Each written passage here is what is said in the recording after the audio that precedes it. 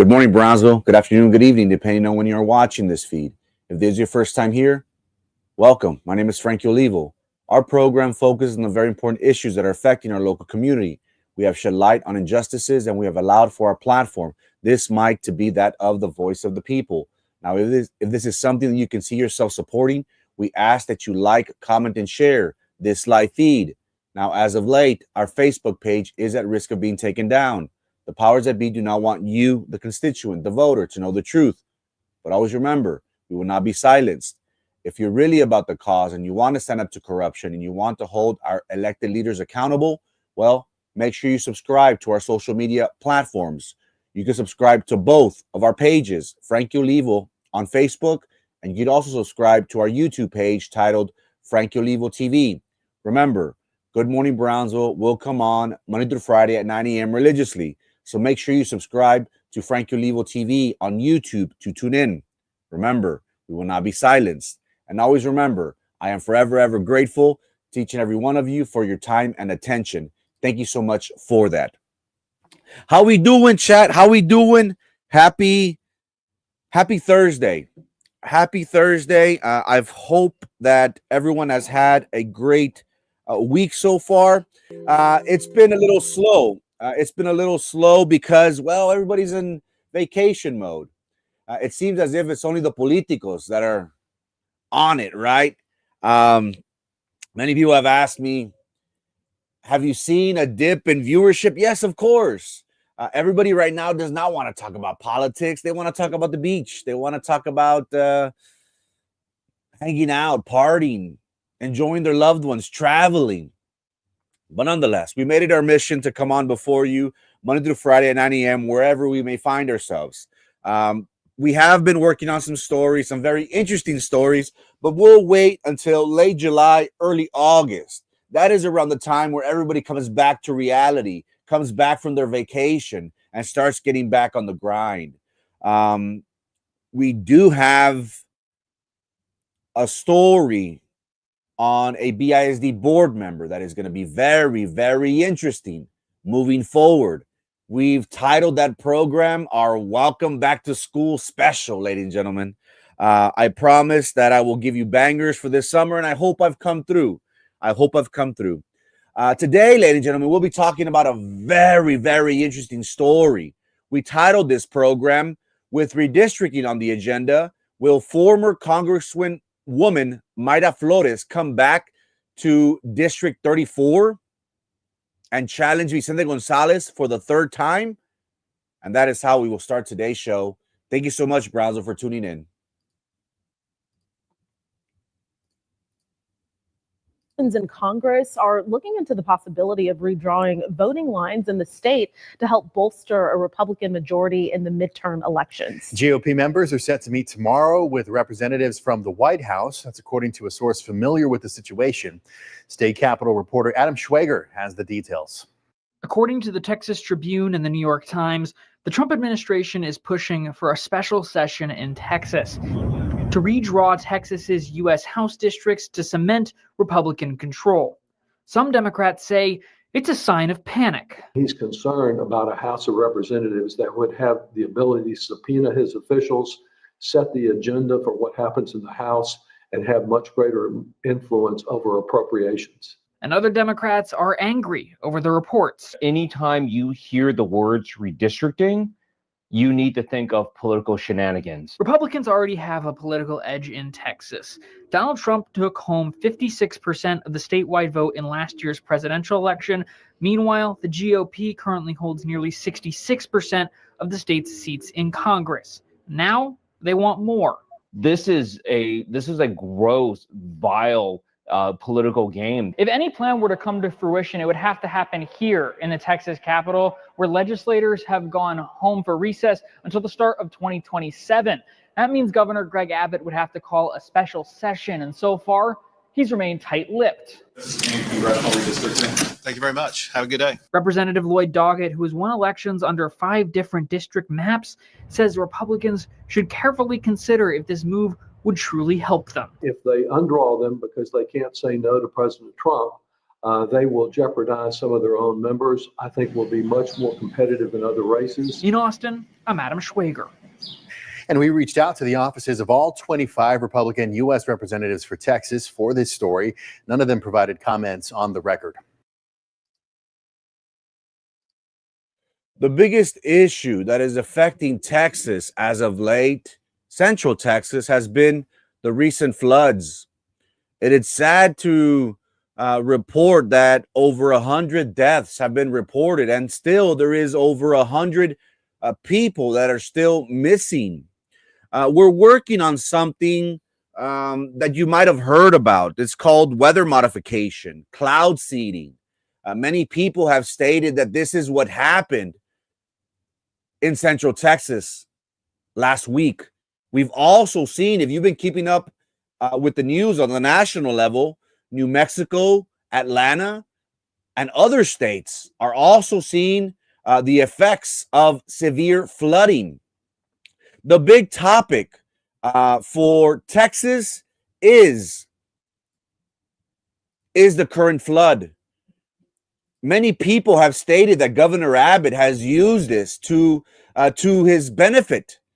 Governor Abbott did issue a proclamation yesterday identifying 18 agenda items for the upcoming special session that will begin on Monday, July 21st. And the interesting thing about this, ladies and gentlemen, is that key items were placed on the agenda purposely. Now, we've talked previously about marijuana, THC. We talked about the conflict, the rift that we see from our governor and lieutenant governor.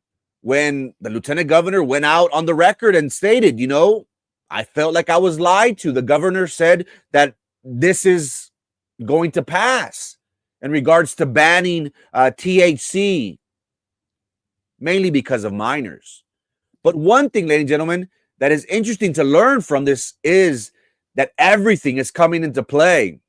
Again, what's going to be on the agenda on Monday in Austin?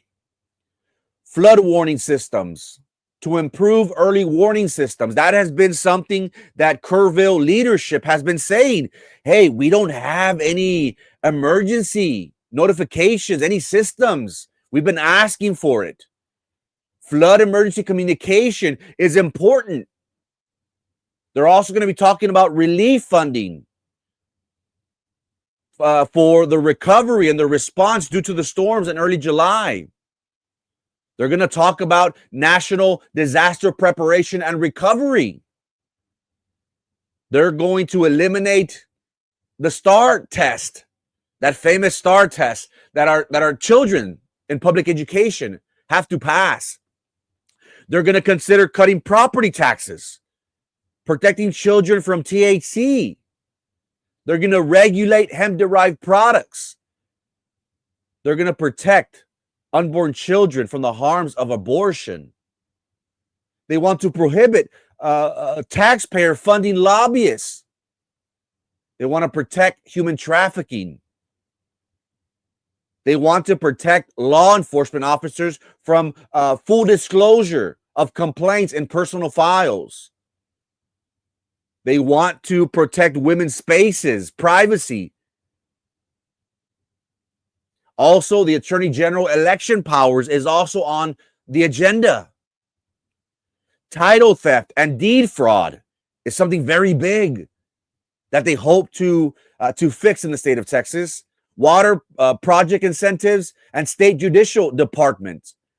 But the main one, ladies and gentlemen, the main agenda items that we need to be aware of is redistricting. Well, obviously, the main issue is the flood. Many people have stated that redistricting is something that President Trump has asked the states to consider.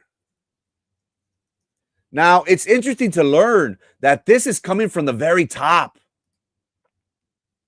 when we talk about redistricting, ladies and gentlemen, when we talk about what's been on the map, the reasons for it is, well, because of the midterm elections. They want to change. They want to carve out more GOP seats. Currently, right now, the way it is right now, Democrats are worried that the predominantly blue districts might now be red. Now, we've talked about this previously because under this current map that we see here, Republicans hold 28 out of the 38 congressional seats, most of which lean heavily to the right. There is one seat that is vacant from the Democrats, and that is from Houston. The former mayor, Sylvester, who previously passed away, is going to be up for grabs very soon. But while the GOP is trying to carve out more seats for President Trump, and again, this is coming from the very top. President Trump, during his presidency, during this last election in November, we saw how South Texas, mainly the border states,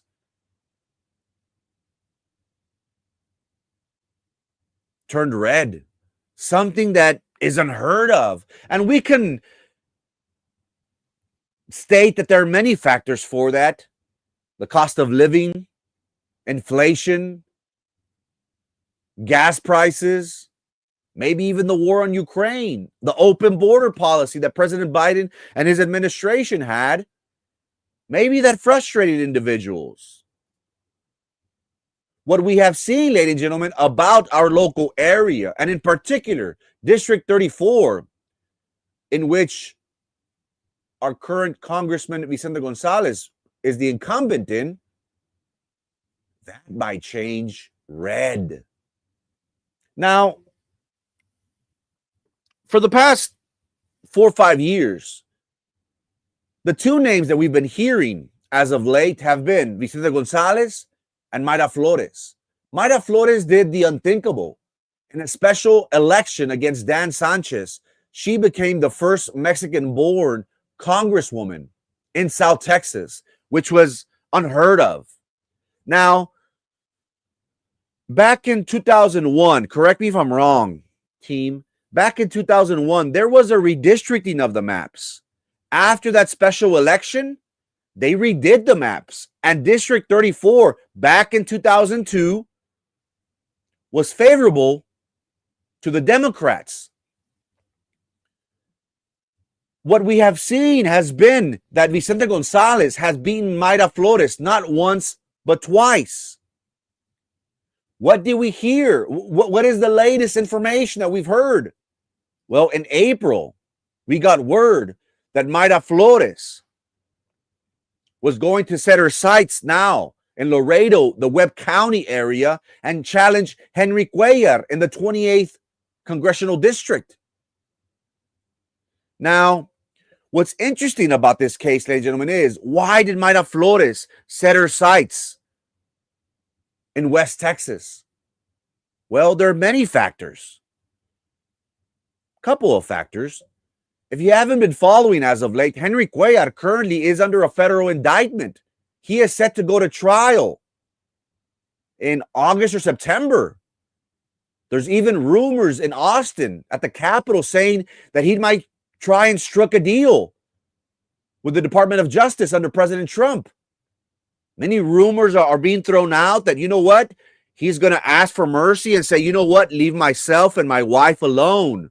They're both under indictment. They are both facing serious jail time. Is Henry Cuellar, who is a very popular figure in West Texas, in Laredo, his brother is a sheriff, his sister, if I'm not mistaken, is a tax assessor collector, and the brother, Henry Cuellar, is a congressman for many years. He did get charged for accepting money from a foreign agency, foreign government.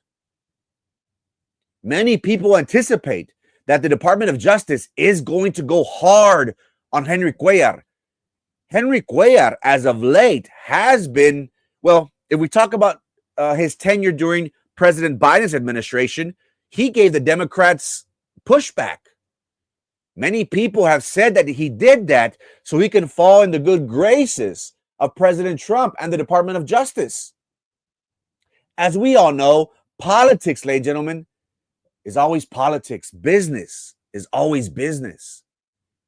While Henry Cuellar has been voting Republican, who has been seen as being an advocate for President Trump and his policies, at the end of the day, the only thing that the White House wants, ladies and gentlemen, next to Congress people, either congressmen or congresswomen, is that big R next to it. They want their representatives to be of the party, to be red. So while Henry Cuellar has been aligning himself and voting, for the most part, on certain key issues, has been voting in favor of President Trump's policies, at the end of the day, he is still a Democrat. So what has been happening at the highest level? Well, President Trump wants to change that. Governor Abbott, being a strong supporter of President Trump, he called a special session. And the interesting about this, ladies and gentlemen, is how it all worked out. Again, right now, the state of Texas is all about Central Texas. We have seen first responders from Brownsville, Edinburgh, even from Matamoros and Mexico. HEB has been heavily involved. We have here local entrepreneurs, Herms Barbecue. I forget the name of the barbecue in Los Fresnos. They even went and dropped off supplies. Right now, the hot topic is the flood. So what did Governor Abbott do? He put the flood in the same agenda as marijuana, which is big, but also redistricting. You think the Democrats want to talk about redistricting? You think they want to affect their colleagues? No, they don't. This is something that I don't want to be a part of this. But what happens, ladies and gentlemen, if they decide not to have a quorum? If we have Democrats in Austin saying, I'm not showing up to the special session, what's going to happen? They're going to look very bad. Why? Because of what's going on in Austin. I'm sorry, what's going on in Central Texas with the floods. Imagine, ladies and gentlemen, imagine if we have Democrats that don't show up to Austin. They're going to look bad. Midterm elections is right around the corner. If the Democrats do not show up, the Republicans, their opponents in races, are going to have a lot of ammunition. Oh, so you mean that the flood is not of importance to you? The people who are suffering, who lost loved ones. Heck, they're even giving Senator Ted Cruz a lot of flack because if we can remember during the freeze, he was in Cancun. During this flood, he was in Greece. Do not go out of town, Senator Cruz. Something bad might happen. Just kidding. But the Democrats, they have to show up and they have to be part of this special session. It's kind of like they're stuck between a rock and a hard place moving forward. The interesting thing about this, ladies and gentlemen, and what is important to us is Laredo. What's going to happen in Laredo? Yes, that's important to us. Stark County is still, is it Rio Grande Valley? Sure. What's going to happen to Monica de la Cruz's seat in 15? But more importantly, what's going to happen here locally at our congressional race and District 34, in which Vicente Gonzalez is a congressman. What we learn from this all, ladies and gentlemen, is that there's already a committee that has been placed. 15 members have been part of this committee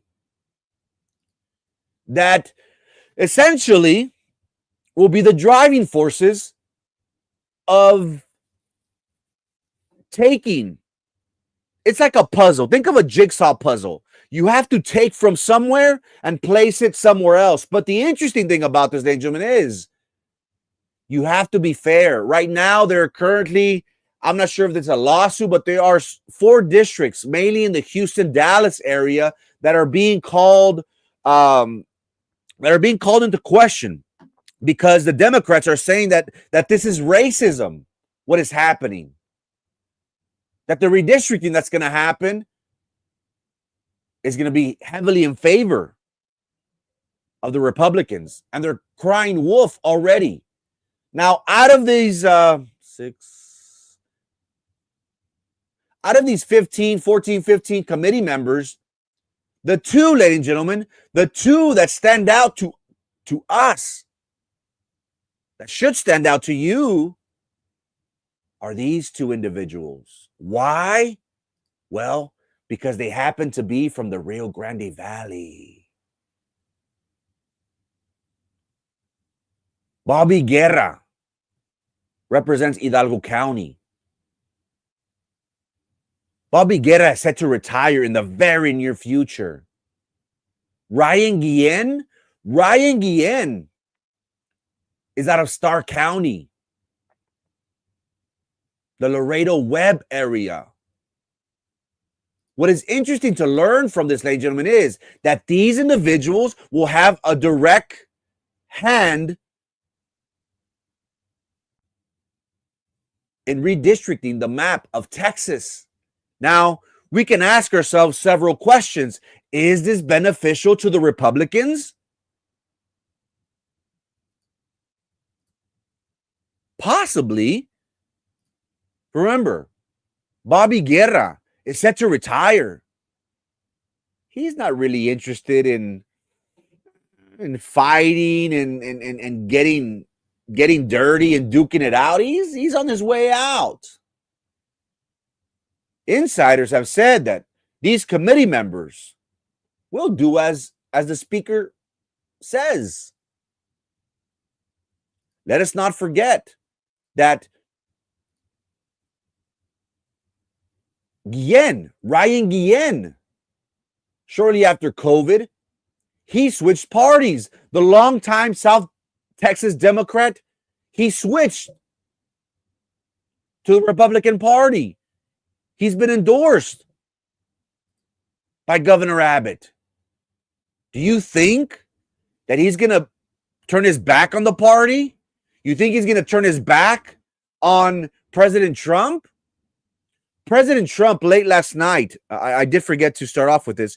President Trump late last night did endorse the majority, if not all, of the Texas House representatives. He did not post this how he usually posts on Truth Social. It seems as if he let the representatives know individually. And we have seen on X, formerly known as Twitter, how these representatives have posted President Trump's endorsement. We haven't seen Representative Jenny Lopez on there, but we anticipate that she was endorsed by President Trump. She's a Republican. So by having these 2 individuals who are from the Valley, does this favor the Republican Party in District 34? We dare say yes. But the interesting about this, ladies and gentlemen, is, again, politics, man, things change from one day to the next. Politics is, there's never a dull day, ladies and gentlemen. It's always very interesting, ladies and gentlemen. It really is. Because while Ryan Guillen is part of that committee that could benefit the Republican Party in District 34. Guess what the chatter is out there? The rumor is that if District 34 is redrawn and is favorable to the Republican Party, Mayra Flores might come back. Is this a guarantee? Nothing in life is guaranteed, ladies and gentlemen. We all know that. But if we were betting people, if we would put odds on former Congresswoman Mayra Flores returning to District 34, I would place the odds at 85%, possibly 90%. Very high chances of her coming back. But look at the interesting thing about this. And if you haven't already, make sure you follow Tony Ortiz on X. He has a blog titled Current Revolt.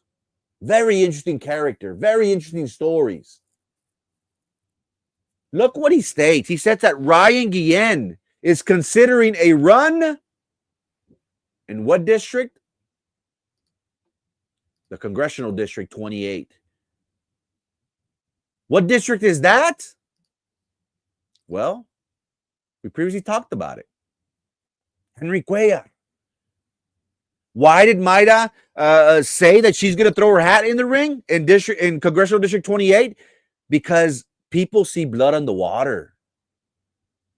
Being indicted by the federal government is a very serious issue. Many anticipate that Henry Cuellar is not going to make it through. Some say that he is going to resign to try and seek some sort of agreement with the Department of Justice. So it's interesting to learn that Ryan Guillen is going to be part of the committee that reshapes Texas. Possibly he's going to do a favor to the Republican Party. That way Mayra Flores could jump back, which is going to leave his area of District 28 up for grabs. Now, there have been rumors of the Laredo County Judge Tano Tijerina also running. But Ryan Guillen, from what we hear, is strong. Is very strong. The dynamics of this, ladies and gentlemen, is very interesting. It's like a soap opera saga. There's never a dull day. I like to say in Brownsville politics, but there's never a dull day in politics in general. Whenever we look at the big picture, there's always something going on. Now, again, what we're focused on is us here locally. What's going to happen? We previously talked about the potential candidates that will be challenging Vicente Gonzalez. We have Eric Flores. My cursor is on Eric Flores, who is currently part of the O'Hanlon law group that represents the city of the Brownsville Independent School District. Eric Flores is rumored to throw his hat in the ring. Eric Flores has an impressive resume, a veteran, a former prosecutor for the federal government. His father, his family has political ties in Hidalgo County. I believe his father at one time served as a representative in previous years in the Texas House. So the Flores family has a lot of clout, a lot of political connections. We have Ban Morales, who was the first one to announce his candidacy for the red ticket. We have Josh Cortez, a former staffer for Congresswoman Monica de la Cruz. His resume is very impressive as well. Baylor grad, University of Virginia. I believe he just received his master's degree from Harvard. He has experience. He comes from a very prominent family in South Texas. We also have here Janie Lopez. Why, Frankie? Why do you have Janie Lopez in the congressional race? Well, even though Governor Abbott has openly endorsed, asked for Janie Lopez to run for re-election, she hasn't made an announcement, which is very telling because we have Erin Gomez, who is 2-3 steps ahead of her counterpart. Erin Gomez has already made the announcement for re-election. Janie Lopez hasn't. Why? Because even though she is telling Austin that she's going to run as a rep, she's telling people in our area, in District 34, that she's heavily considering running against Vicente Gonzalez, running the primary and the Republican ticket. Now, when you really think about it, this is the best move for Janie Lopez. When you really think about it, why? Where else is there to go?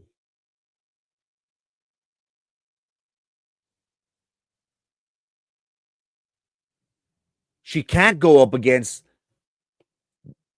Adam Hinojosa. That's a no-no. She's not going to run for the Texas Railroad or the agricultural. No. The next best thing after a rep, if you're not running for a senator, is Congress. And look, she's an incumbent. She's the only one in this saturated primary that is an incumbent. That is huge.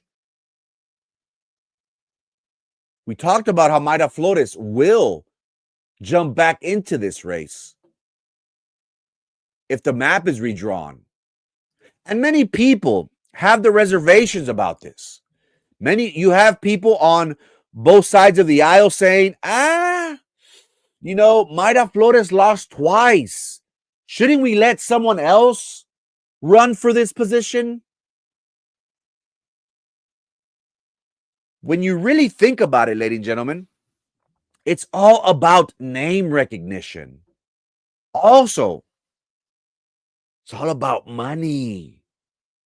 Who out of these candidates is able to get large donors to support their campaigns? At the end of the day, politics, that's what it's all about.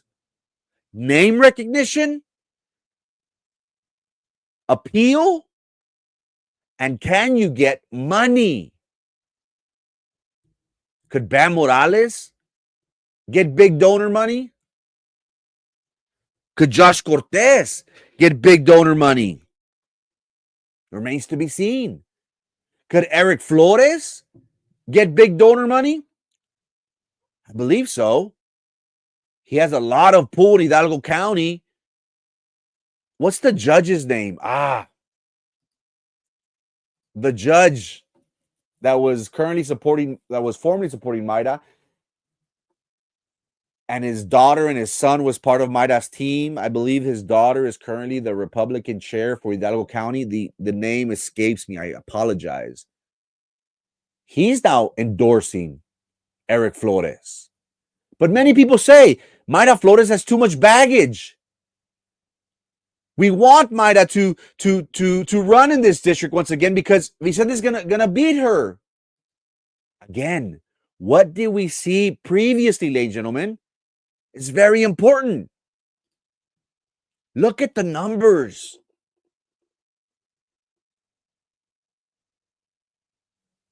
Mayra Flores only lost to Vicente by a narrow margin.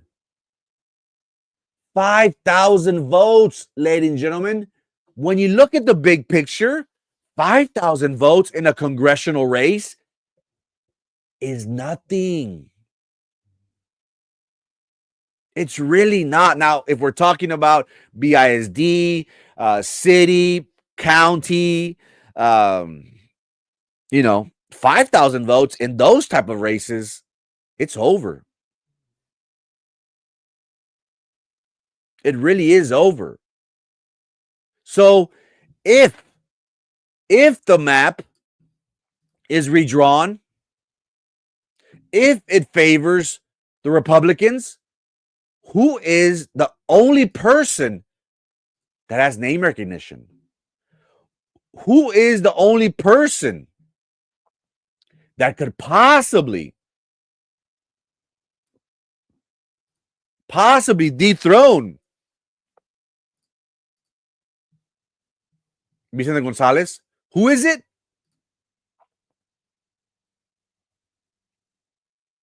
Mayra Flores. Why? Why do you say this, Frankie? She lost twice, and if she runs a third time, she's probably going to lose again. We have to look at the big picture, ladies and gentlemen. What do numbers show us? What is the statistics? Where is the trend going moving forward? If the map is drawn to favor Republicans, Mayra Flores is looking like $1 million. Why? Because 5,000 votes, ladies and gentlemen, is a town. Is 2 towns. Now, many people have brought this up. Hey, she had marital problems. She was divorced. She's the worst of the worst. Are there people that think that way? Yes, of course. Not everybody thinks that way. Not everybody is, oh my God, she had a relation with someone else, and that's the worst of the worst. Things happen. President Clinton cheated in office at the highest position in all of the land, in all of the world. He had his intern under his desk. Did that affect him? In regards to policies, President Clinton is still regarded as the greatest president, economically speaking, when we talk about the mid-90s of NAFTA and all the economic prosperity that we had here locally with Mexico and trade and even Canada. Did that affect President Clinton? Do we expect our elected officials to be perfect? Things happen. I don't think this is oh my God, you're the worst of the worst, go away. I don't think it's like that. Again, if we read the big picture, 5,000 votes is nothing. 5,000 votes could be made up quick. Now, you're saying, okay, Mayra Flores was on the same ticket as President Trump. You are correct. Mayra Flores did not win even with President Trump on the ballot. You are correct. But Republicans, they want to change that seat red. They want an R next to that seat. Will Mayra Flores get the endorsement of President Trump moving forward? Possibly. More than likely. So the dynamics of the game is all forever changing. Now, again, what happens if the map of District 34 is not redrawn? Would that affect the Republicans? Yes.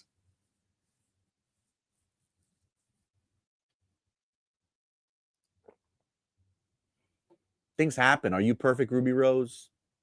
Have you been faithful to your husband, to your wife? Do you have flaws? We're human.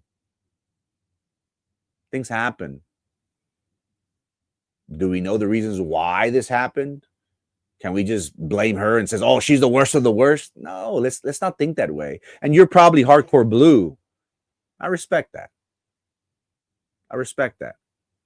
Will she have a tough task overcoming this? Without a doubt.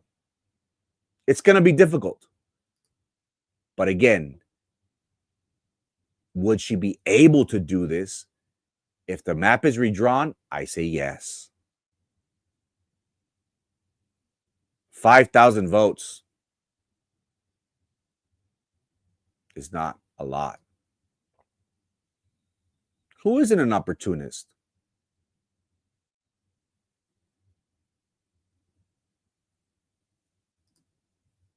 Several affairs. I think le estás echando más crema a los tacos. Maybe you know things that we don't.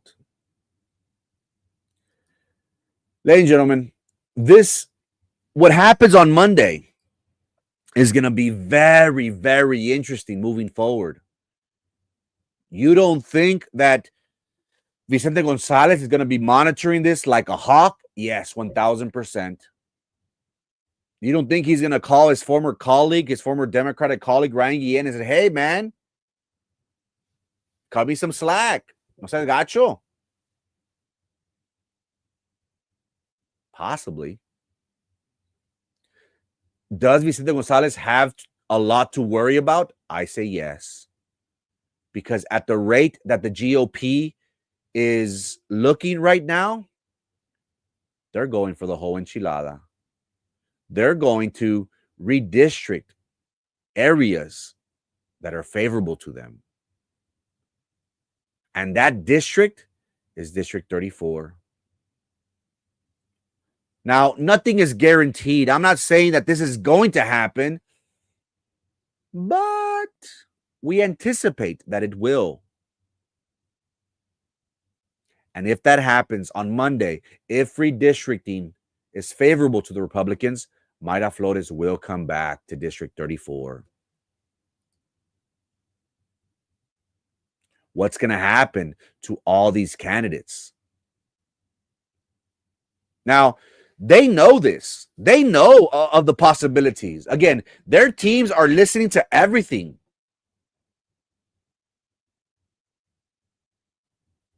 They're listening to everything. It was heard from the grapevine that Mayra Flores made a courtesy call to them and said, hey, this is a possibility. I might come back, depending on what happens on Monday. Does Eric Flores know? I anticipate he does. Does Bam Bam Morales know? I anticipate he does. Does Josh Cortez know? I say yes. They are aware of this. The interesting thing about this is that they don't plan on stepping back. They don't plan of getting out of the race, which is very telling. Maybe they feel how Ruby Rose, Maxi Poo, and Gamboa feel. That maybe Mayra could be beat in the primary. But again, who votes in the primaries? Only Republicans. You don't have the general election in the primaries where you have Democrats voting against you. No. You just have Republicans in the primary. So who has the best chance right now? In the primary, I say it's Mayra. If the map is redrawn,